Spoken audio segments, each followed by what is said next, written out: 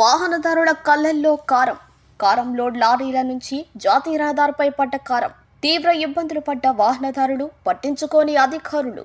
నెల్లూరు జిల్లా కొడవలూరు మండలం టపాతోపు సమీపంలోని NH5 జాతీయ రహదారిపై గుంటూరు నుండి కారం లోడుతో చెన్నైకి వెళ్తున్న లారీకి జేసీబీ తగలడంతో లారీలో ఉన్న కారప్పొడి చల్లా చెదురై రహదారిపై పడింది. కారప్పొడి రోడ్డు మొత్తం అలుముకుని గాలికి రహదారిపై ప్రయాణిస్తున్న వాహనదారుల కళ్లల్లో పడింది.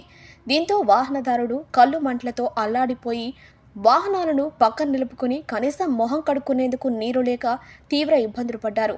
జాతీయ రహదారిపై వాహనదారులు ఇబ్బంది పడుతున్నా అటు హైవే అథారిటీ అధికారులు ఎవరూ పట్టించుకోలేదు. దీంతో కొంత సమయం వాహనదారులు వాహనాలను జాతీయ రహదారిపై ఇబ్బందులు పడుతూ నిలిపివేశారు.